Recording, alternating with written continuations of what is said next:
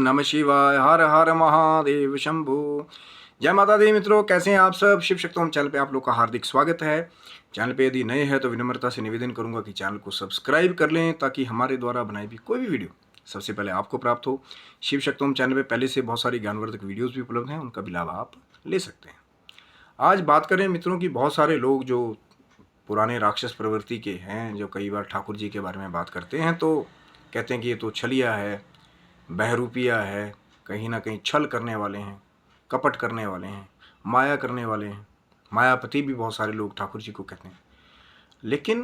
कारण वही है कि बहुत बार ठाकुर जी ने ये जो सब चीज़ें हैं, जो लीलाएं हैं, वो की हैं लोक कल्याण के लिए। कहीं ना कहीं जो उनका शुरू से नारा रहा है कि साधुओं की रक्षा करना, दुष्टों का संहार करना और धर्म की स्थापना करना, उसके लिए ठाकुर जी ने बहुत बार माया की। कभी मोहिनी रूप धारण करके, कभी कश्यप रूप धारण करके लोक कल्याण के लिए ठाकुर जी ने बहुत सारी लीलाएं की। लेकिन कहीं ना कहीं बहुत सारे लोग जो हैं वो अभी भी ठाकुर जी को वही रण छोड़ टाइटल, रण छोड़ दिया था, पर ये नहीं जानते उसके पीछे का तथ्य कि प्रभु ने रण को इसलिए छोड़ा था कि कहीं ना कहीं उनकी प्रजा की सुरक्षा हो, इसीलिए उन चीज़ों को बताया गया। और ऐसा बहुत बार विवरण मिलता है जब ठाकुर जी ने धर्म की स्थापना करने के लिए मर्यादाओं को तोड़ा है, अधर्म को भी जो है माया में डाला है कि धर्म की स्थापना होकर रहेगी। और ऐसा ही किस्सा आज का जुड़ा हुआ है, जब कहते हैं कि महाभारत का युद्ध जो है वो अपने अंतिम चरण पे था और कहीं ना कहीं दुर्योधन का और भीम का जो है मल्ल युद्ध जो है वो अंत में हो रहा था। बाकी सब सेना जो है, कौरव सेना ज़्यादातर वो समाप्ति की ओर जा चुकी थी। कहीं ना कहीं अब जो राजा बचा था जिसने वो युद्ध शुरू किया था, क्योंकि पहले कृष्ण जी जो है शांति वार्ता लेकर के गए थे उनके पास कि आप 5 गांव जो है पांडवों को दे दीजिए, आपसे वो और कुछ नहीं मांगेंगे, फिर आप एक छत्र जो है राज कीजिए। तो कहते हैं कि दुर्योधन ने ये कहा था कि मैं सुई के बराबर भी जगह पांडवों को नहीं दूंगा, आपके अंदर हिम्मत है तो आप लड़के ले लीजिए। तो इसीलिए उसके बाद फिर युद्ध के लिए फिर कृष्ण जी ने वो तैयारी की थी, पांडवों को तैयार किया कि कहीं ना कहीं अब आपको अपना जो राज्य पाठ है एक धर्म युद्ध के द्वारा करना पड़ेगा। धर्म यानी कि जहाँ धर्म वास करेगा और एक जगह अधर्म वास करेगा, तो जिस भी जगह धर्म होगा तो कृष्ण जी ने पहले कह दिया था कि मैं उनकी तरफ रहूँगा और पांडवों के लिए इसीलिए सदा से ही सहाय जो है श्री कृष्ण जी रहे। लेकिन जब अंतिम चरण में आ गया महाभारत का युद्ध और कहीं ना कहीं वो गदा युद्ध होने लगा, तो जो क्रिया करवाई थी दुर्योधन ने कि माँ गांधारी की जो आंखों की पट्टी को उतरवा दिया गया था, कि किसी ने ये बताया था कि अगर आप नग्न होकर के अपनी माँ के आगे जाएंगे तो जो 12 साल से आपकी माँ ने पट्टी बांधी हुई आंखों पे जो तप कर रही हैं वो आपके, क्योंकि उनके पति जो है वो नेत्रहीन थे, तो उन्होंने भी अपनी आंखों पे पट्टी बांध ली कि कहीं ना कहीं उनके पति देव को ये ना लगे कि मैं अंधा हूँ और मेरी पत्नी देखने वाली है, धृतराष्ट्र जी को। तो फिर जो स्कीम बताई थी किसी ने, तो वहाँ पे भी ठाकुर जी ने जो है, जब दुर्योधन जा रहा था नगन होकर के, माँ गांधारी जब पट्टी उतारने वाली थी, तो ठाकुर जी ने वहाँ जाकर के बीच में रोका था कि अबे यार ऐसे जाएगा अपनी माँ के आगे, कुछ पत्ता वत्ता ढक के तो जा। अब कई जगह बहुत विवरण मिलता है कि पत्तों से अपने आप को ढका, जो एक हमारे जो जनन अंग होते हैं। और कहीं ना कहीं फिर वो गए माँ गांधारी के आगे, तो माँ गांधारी ने जब अपनी पट्टी उतारी तो वो जो ढका हुआ जो शरीर था, सिर्फ वो ही शरीर जो है वो कमज़ोर रह गया था, बाकी ऊपर का जहाँ जहाँ माँ गांधारी की नज़र पड़ी थी दुर्योधन के, वो शरीर वज्र का हो गया था। लेकिन वो ठाकुर जी ही थे जिन्होंने माया करके वो पत्तों का जो, या कहते हैं कि जो भी वस्त्र का जो एक तरह से छिपाव किया था, जिसके द्वारा दुर्योधन ने वही हिस्सा कमज़ोर रह गया था, जो नीचे का, जैसे हम कमर से नीचे का हिस्सा बताते हैं थोड़ा सा, तो वही हुआ, मल युद्ध हो रहा था। अब जो दुर्योधन का सारा शरीर वज्र का हो रखा था माँ गांधारी की दृष्टि की वजह से। तो भीम कहीं भी वार करते थे तो उल्टा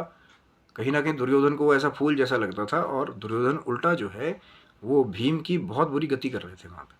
अपनी गदा के साथ, क्योंकि अब भीम तो नॉर्मल लड़ रहे थे, बार बार वार कर रहे हैं, अब उसको तो लग ही नहीं रहा कि वज्र का शरीर हो रखा है ऊपर का।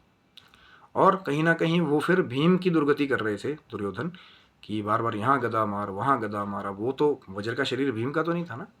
शक्तिशाली जरूर थे, पर कहीं ना कहीं वो जो वार दुर्योधन जो है, क्योंकि दुर्योधन भी एक शक्तिशाली योद्धा था, और कहीं ना कहीं जब वार करता तो भीम की दुर्गति हो रही थी। तो बहुत देर तक भीम जो है वो संघर्ष करते रहे, और कहीं ना कहीं जब लगे कि यार अब भीम भी थक रहे हैं थोड़ा सा, इतने ज़्यादा बलशाली योद्धा अगर वो थकने लग जाए तो फिर क्या होगा। तो फिर उन्होंने क्या किया कि जब लड़ते रहे तो फिर ठाकुर जी की तरफ देखा।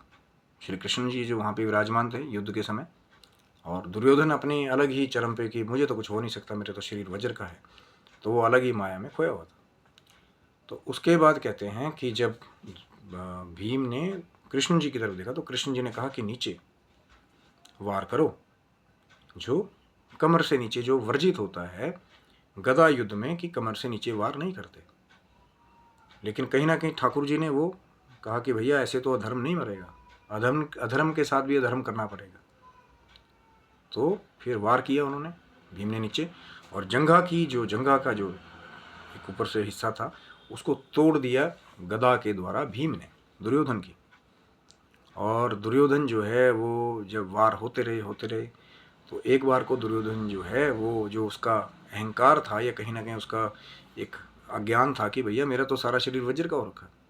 पर ये नहीं पता था ना ठाकुर जी ने जो पहले वो जो पत्ता या जो कपड़े के द्वारा जो ढक लिया था खुद को, वही एरिया जो है इसका कमज़ोर था। तो गदा का प्रहार किया भीम ने वहाँ, और कहीं ना कहीं जो दुर्योधन था फिर वो मरणासन हो गया। और मरते हुए फिर उसने एक बड़े ही मार्मिक शब्दों में एक बात ठाकुर जी से पूछी, जो कई बार बहुत सारे पापी लोग जो है पाप करने के बाद जब उनकी दुर्गति होती है तो वो भगवान को जो है वो दोष देना शुरू कर देते हैं, तूने किया गलत मेरे साथ, तूने गलत चीज़ मुझे मिलाई, ऐसा किया वैसा किया। तो वैसे ही शब्द दुर्योधन ने कृष्ण जी से कहे कि आप तो अवतार हैं, आप पालनहारी हैं, आप भगवान हैं। क्योंकि ऐसा होता है ना, पापी जब तक पूरी अपनी शक्ति में रहेगा तो प्रभु का स्वरूप उसको ध्यान नहीं आएगा, लेकिन जैसे ही उसकी दुर्गति हो जाती है तब उसको भगवान दिखने लग जाते हैं। तो दुर्योधन ने देखा कि आप तो स्वयं नारायण हैं, आप तो प्रभु का रूप हैं, लेकिन आपने मेरे साथ छल किया कि आपको ये पता था कि गदा युद्ध में नीचे वार करना जो है वो मर्यादा का उल्लंघन है, नियमों का उल्लंघन है, मानव, और एक कहते हैं ना कि एक मानव धर्म के खिलाफ है। तो उसके बाद कहते हैं कि और मर्यादा के भी खिलाफ है। तो ये शब्द जब कहे श्री कृष्ण जी को तो उन्होंने एक उत्तर दिया कि तूने कौन सी मर्यादा रखी किसी के साथ जो मैं आपके साथ मर्यादा करूं? आपने कौन सा धर्म किया किसी के साथ जो मैं आपके साथ धार्मिक व्यवहार करूं? अगर आप धर्म करते तो धर्म रक्षित तो रक्षित है, कि जो धर्म की रक्षा करते हैं धर्म उनकी रक्षा करता है, जो मर्यादा का ख्याल रखते हैं तो मर्यादा उनका ख्याल रखती है। आपने तो दोनों ही कर्म नहीं किए, ना कभी धर्म किया ना ही कभी मर्यादा का वो एक ख्याल किया। कभी किसी को जहर दे करके मरवाने की कोशिश की शुरू से पांडवों को, कभी लाक्षागृह में आपने उनको एक जलकर मरने की आपने स्कीम वहाँ पे घड़ी। तो ये सब चीज़ें जो आपने की, अधर्म की चीज़ें जो आपने की, अब आज आज आपके साथ अधर्म हुआ है कि चोर कितनी चोरी करे, लेकिन कहते हैं जो कोई चोर के घर में फिर कोई चोरी करे तो उसको वो दोष नहीं लगता, क्योंकि जिसने खुद ही किसी के साथ मर्यादा नहीं रखी, एक धर्म का ख्याल नहीं रखा। दे देता वो 5 गांव कि जाओ पांडवों वो सुख से, तो वो जाते नहीं लड़ने के लिए, पर वो धर्म युद्ध होना था, जो कहीं ना कहीं श्री कृष्ण जी ने एक ऐसा उदाहरण पेश किया कि बिना शस्त्र उठाए भी कैसे दूसरों को विजय दिलाई जाती है, कि एक कारण था आदर्श स्थापित करने का, जो ये कलयुगी मानव होगा आगे चल के, कि वो खुद अपने जंग के लिए लड़ना सीख ले, कि कैसे समस्याओं के साथ लड़ना है। अब चाहते तो श्री कृष्ण जी एक बार ही सुदर्शन के द्वारा, वो पहले भी एक वीडियो बना था ना, कि जब पूछा गया बर्बरीक से तो वो कहता था कि महाराज एक ही सुदर्शन चक्र मुझे दिखाई दिया पूरे रण में जो सब कौरव सेना का संहार कर रहा था। अब वो हालांकि बात अलग थी कि वैसे खुद शस्त्र उठाने के लिए श्री कृष्ण जी ने मना किया था, मैं शस्त्र नहीं उठाऊंगा, लेकिन एक ऐसी नीति, एक ऐसे ज्ञान के द्वारा जो जिससे सिर्फ अर्जुन लाभान्वित नहीं हो, उससे पूरा संसार लाभान्वित हुआ, एक ऐसे जगत गुरु के रूप में। और योगाभ्यास की, चाहे कर्म योग, भक्ति योग, ज्ञान योग, एक वैराग्य की बहुत बड़ी परिकाष्ठा, ये इतने सुंदर शब्दों में श्री कृष्ण जी ने सारे संसार को, फिर वो आज भी अगर जो उसको अच्छे से पढ़ें, लेकिन मैं वही कह रहा हूँ ना कि वो कभी वो चीज़ें मत पढ़िए जो ऑथेंटिक नहीं है, जिनमें आजकल के मठ के अधिपति लोग या बाबा लोग जो है संशोधन कर रहे हैं, मिक्सिंग कर रहे हैं, अपनी तरफ से कुछ भी लिख दे रहे हैं। जो यथावत जो कृष्ण जी ने कहा था अर्जुन से, उसी अर्थ के साथ अगर आप उसको पढ़ेंगे तो एक तो भ्रांति पैदा नहीं होगी। अब कुछ भी आजकल तो लोग आ रहे हैं वो उसमें मिक्सिंग कर करके पता नहीं क्या लिख दे रहे हैं। और यही कारण था कि ठाकुर जी ने दुर्योधन को यही प्रश्न दिया कि आपने कौन सी मर्यादा रखी, आपने कौन सा धर्म किया, आज आपके साथ अधर्म हुआ, आप अधर्म करते रहे, आज आपके साथ भी हो गया। ये प्रकृति है, जैसा दोगे वैसा मिलेगा। तो ठाकुर जी ने बड़े ही सुंदर शब्दों में अर्जुन को भी ज्ञान दिया, बड़े सुंदर शब्दों में भीम को भी निर्देश दिया, और बड़े ही सुंदर शब्दों में जो कहीं ना कहीं जो पापी दुर्योधन था उसको भी उत्तर दिया। और एक धर्म नीतिज्ञ के रूप में ठाकुर जी ने बहुत सारे उदाहरण जो है पेश कर दिए कि बिना शस्त्र उठाए भी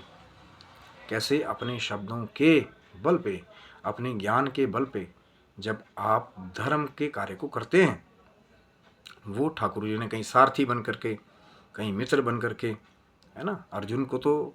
ठाकुर जी इतना प्रेम करते थे क्योंकि यही कहा जाता था कि अर्जुन जब सोता भी था तो भी श्वास में भी कृष्ण कृष्ण कृष्ण निकलता था हर समय। इसीलिए अर्जुन जो है वो ज़्यादा प्रिय थे कृष्ण के, क्योंकि ठाकुर जी को अपने भक्त बहुत प्रिय हैं। और कहीं ना कहीं ये वही ठाकुर जी हैं जो अपनी उन्हीं भक्तों के लिए माया करते हैं। कभी मोहिनी बन करके देवताओं को अमृत पिलाते हैं छुपा करके, राक्षसों को मदिरा पिलाते हैं छुप करके, लीलाएं रचते हैं, है ना। कई बार संहार कर देते हैं, कई बार यही तपस्या करके सुदर्शन चक्र प्राप्त करते हैं राक्षसों का संहार करने के लिए। और यही ठाकुर जी की लीला है। लेकिन बहुत सारे लोग देखते हैं कई बार कि नहीं, ये तो रास बिहारी हैं, रास करने वाले हैं। रास का मतलब क्या हुआ, जो नृत्य कला है, जो गायन कला है कहीं ना कहीं, या बांसुरी वादन जो है कहीं ना कहीं शास्त्रीय संगीत में जो है, जो उसको जानते हैं उसको रास कहा गया एक तरह से। एक दूसरे के साथ खुशी में नृत्य करना,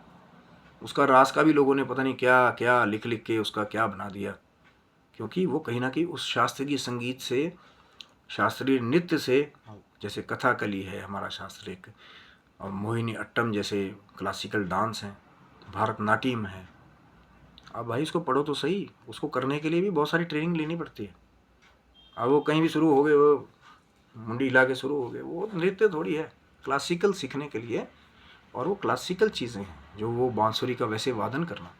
जो कृष्ण जी मनमोहक बांसुरी बजाया करते थे, जब सारे वृंदावन में लोग जो है मोहित हो जाते थे। और कहीं राधा रानी जी भी जो हैं कृष्ण जी की उसी बांसुरी की धुन पे मोहित होकर के वो भी खुशी नृत्य किया करती थी, कृष्ण जी को ढूंढा करती थी कि कहाँ है गाना। कई बार अगर बंसुरी नहीं सुनाई देती थी कृष्ण जी की, तो सब जो है वृंदावन की, चाहे गाय थी, बछड़े थे,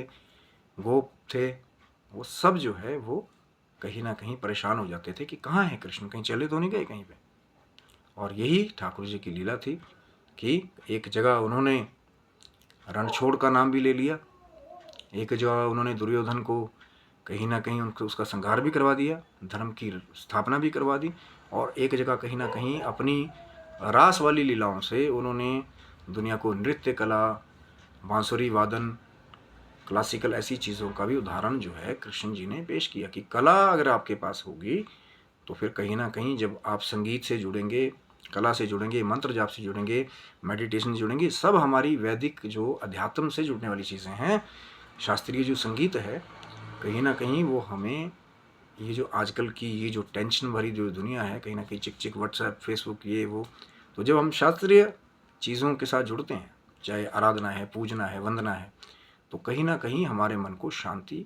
प्राप्त होती है। और आज के इस युग में शांति का होना बहुत ज़रूरी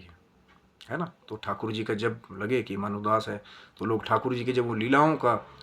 एक स्मरण करते हैं, चित्रण करते हैं, बार बार कथाएं सुनते हैं, लीलाएं सुनते हैं,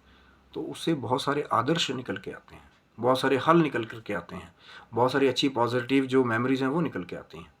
जो कहीं ना कहीं लोगों को एक नई ऊर्जा प्रदान करती है।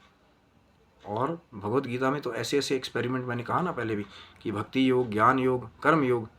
लेकिन उसको पढ़ना एक अलग बात है, लेकिन उसको समझ लेना उसकी साइंस को, और फिर कलयुग के हिसाब से फिर उसको थोड़ा सा एडजस्ट करना।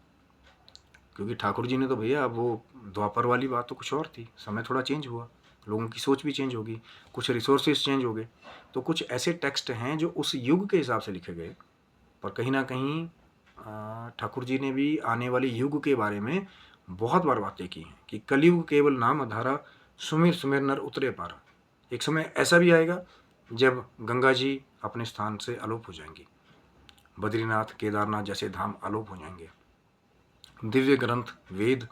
ये कहीं ना कहीं छुप जाएंगे। तो सिर्फ उस समय कहते हैं कि धार्मिक स्थल जितने भी पुण्य देने वाले हैं, जहाँ कृष्ण जी ने कहा हुआ है कि 10,000 साल तक मेरे भक्त जो हैं वो रहेंगे खास खास, और उसके बाद क्या होगा, अभी तो सिर्फ 5,000 कुछ साल गुजरे हैं, 10,000 तक कहा है ये जो 28वां कलयुग है। और फिर आगे चल करके 10,000 साल के बाद में फिर नाम संकीर्तन ही रह जाएगा, जो भी लोग छुप छुप के किया करेंगे, क्योंकि आगे चलने वाले समय में जब कलयुग का वो चौथा चरण आएगा, जहाँ कल्कि अवतार के बारे में बताया गया है अवतार, अब लोग लगे हुए आज ये भी कल्कि का जन्म हो गया है, 1200 साल की सृष्टि है, कहीं ना कहीं भविष्य मलिका के पीछे पड़े हुए। भविष्य मलिका बहुत बाद में आई है मेरे भाइयों, उससे पहले वेद व्यास जी ने बहुत बड़े काव्य की रचना बहुत पहले कर दी है, और 4,32,000 साल जो है प्रमाण के साथ पहले दे दिया। अब ये बताइए ना कि जो चीज़ आपके दादाजी ने लिखी है और आगे जाके बेटा उसको कुछ छोटी सी कृति लिख दे और चैलेंज कर दे कि नहीं ऐसा नहीं होगा वैसा होगा, सृष्टि जो है 2021 में 22 में ख़त्म हो जाएगी, ख़त्म होगी क्या 2022 में, 2025 जो है वो शुरू हो चुका है। तो भविष्य मलिका का रोना शुरू कर देते हैं रोना। ठीक है, किसी की एक दो जो कहते हैं ना आकाशवाणी जो कर दी अपनी तरफ से अपने मुख से, या कोई प्रोडिक्शन कर दी, वो सही होगी एक दो बातें तो आप लगे कि वो पूरी चीज़ें सही हैं, लेकिन कहीं ना कहीं उन वेदों को पढ़िए, उन ग्रंथों को पढ़िए। हर एक चीज़ जो है अभी कलयुग पहले चरण में 2025 तक, उसके बाद जब चौथे चरण में आएगा 4,32,000 कलयुग की पूरी आयु है,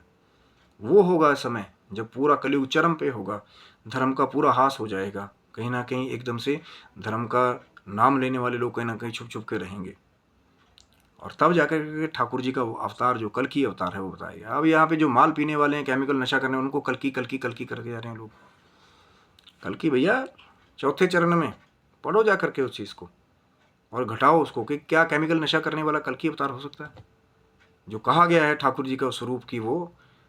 कलयुग में चौथे चरण में एक दिव्य अश्व के ऊपर सवार होकर के दिव्य तलवार हाथ में लेकर के जो है पापियों का संहार करेंगे, वो स्वरूप ही कुछ और होगा जब किसी ब्राह्मण के घर ठाकुर जी का आगमन होगा। क्योंकि मैंने पहले भी बात कही थी कि एक समय ऐसा भी आएगा कि जो सही मार्ग दिखाने वाले लोग हैं वही भटकाना शुरू कर देंगे, सभी नहीं मैक्सिमम, पर उसमें भी कुछ बचेंगे जो ठाकुर जी के साथ युद्ध करेंगे कली के साथ। पढ़िए कल की पुराण को भी पता लगेगा आपको असली चीज़ क्या है। हाँ वो भविष्य मलिका ये जी वो कह रहे हैं वो कह रहे हैं, पता नहीं क्यों एक चीज़ समझ नहीं आती है कि जो ऑथेंटिक चीज़ है पुरानी, वेद है शास्त्र है उपनिषद है, उसका क्यों अनुसरण भूल जाते हैं लोग, फिर वो जो दूसरी कृतियाँ उनके पीछे पढ़ना शुरू कर देते हैं। उसको तो पढ़िए पुराने वाले को, तब नए वाले के साथ टैली करना कि हाँ 2022 में दुनिया ख़त्म होगी या नहीं, 2025 चढ़ गया अब तो, उसको जो है आप समझिए। तो ठाकुर जी ने ऐसी बहुत सारी दिव्य लीलाएं, और बहुत बार अधर्म भी ठाकुर जी ने अधर्मियों के साथ किया है, जब धर्म की स्थापना करने के लिए कहीं ना कहीं ज़रूरत पड़ी, पर बदनामी सारी अपने ऊपर ले ली। पर छल किसके लिए किया, धर्म के लिए। कपट किस चीज़ के लिए किया, धर्म की स्थापना करने के लिए। और बहुत सारे लोग लगे रहते हैं ऐसा कर दिया, छल दिया, वो दिया, पर किया जो है वो भक्तों की रक्षा के लिए, धर्म की रक्षा के लिए, कि जो साधु हैं संत हैं जो भक्तजन हैं कहीं ना कहीं वो सुरक्षित होकर रहें। लेकिन फिर अब कली काल में धीरे धीरे कलयुग की वो नेगेटिव फोर्सेस एक्टिव हो रही हैं, जो आगे चल के फिर कल की अवतार जो है ना फिर निश्चित इसीलिए तो किया गया है कि आगे चल के जब चौथा चरण आएगा तो कलयुग अपने चरम पे होगा और पाप भी कहीं ना कहीं अपने चरम पे होगा। लेकिन वही तो कहा गया है, जब भी अति हो जाती है तो प्रभु फिर दिव्य अवतार धारण करते हैं। संभवानी युगे युगे, युग युग में फिर ठाकुर जी अवतार लेते हैं धर्म की स्थापना करने के लिए, साधुओं को बचाने के लिए, दुष्टों का संहार करने के लिए, यही तो उनका मिशन है। तो ये था मित्रों वीडियो कि क्यों ठाकुर जी ने कई बार मर्यादा तोड़ी है, अधर्म किया है अधर्मियों के साथ, उसका कारण भी जान लिया। आशा करता हूँ वीडियो आपको अच्छा लगा होगा, तो ज़रूर लाइक करें, शेयर करें, सब्सक्राइब करें, क्योंकि अभी और भी कोशिश है, बहुत सारी जो अच्छी अच्छी अध्यात्म से जुड़ी हुई जो बातें हैं, वीडियोज़ हैं, कहीं ना कहीं जो हमारे आने वाली जनरेशन के आगे एक अच्छा उदाहरण, एक सात्विक बुद्धि के लिए कुछ उनके पास हो, कि वो उसके बारे में अच्छा विचार करें, कि जब वो हमारे अध्यात्म से जुड़ेंगे तो वो जो शांत शांति प्रदान करने वाली जो चीज़ें हैं अध्यात्म से जुड़ी हुई, कहीं ना कहीं वो धर्म के लिए लड़ने वाली जो वीर रस की बातें हैं, कहीं ना कहीं वो जो एक अपना बलिदान देने वाली बातें हैं, वो जब हमारे आने वाले बच्चों के आगे आएगी, वो हिस्ट्री जो हमारी छुपी हुई है, तो कहीं ना कहीं उनके अंदर भी वो सत्य विचारों का संचार होगा, उनके अंदर भी वो अपने देश के लिए लड़ने के लिए, अपने धर्म के लिए थोड़ा सा सशक्त रहने की इच्छा जागृत होगी। लेकिन एक सात्विकता भी बनी रहेगी, और कहीं ना कहीं जो हमारे नए बच्चे जो है अधर्म की चीज़ों में ज़्यादा लिप्त होते जा रहे हैं, वो कहीं ना कहीं धर्म का अनुसरण करना भी शुरू कर देंगे। छोटा सा प्रयास है, और ठाकुर जी करें कि इसका जो पॉजिटिव आप शेयर करेंगे तो कहीं ना कहीं हमारे आने वाली जनरेशन को इसका पॉजिटिव एस्पेक्ट मिले। यही छोटा सा उद्देश्य है, छोटा सा प्रयास है। तो आप स्वस्थ रहें, मस्त रहें, भगवान शिव की, माँ जगदम्बा की कृपा आपके संपूर्ण परिवार के ऊपर बनी रहे। तब तक के लिए हर हर महादेव शंभू। जय माता दी मित्रों, ठाकुर जी की जय। राधे राधे।